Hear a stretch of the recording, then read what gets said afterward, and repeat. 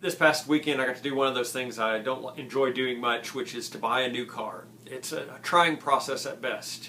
From the time you take a test drive to inspecting the car from front to back, to haggling with the sales guy, to doing all the things related to signing the paperwork so that you can drive the car off the lot.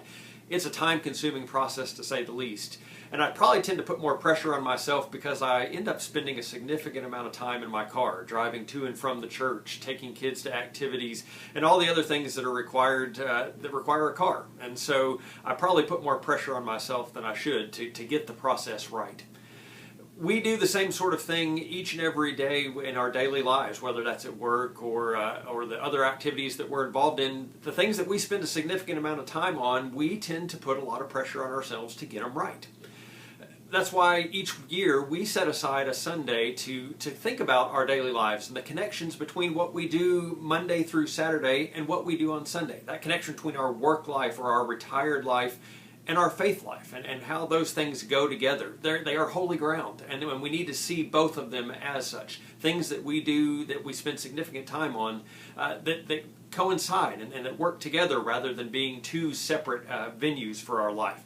So this Sunday we're going to look at Paul's instructions from 1 Thessalonians. He gives 3 concrete practices that would help us do that and maintain that balance more effectively. The first is to live quietly.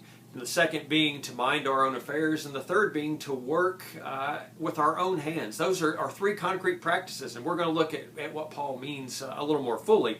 But the real question that comes out of that is, how do we live a holy life?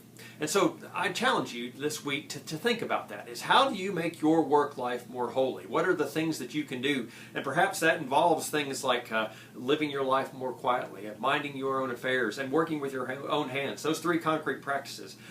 There are some challenges that are there in making that holy. I challenge you to think about that and to come Sunday ready to think about how we could do that more effectively.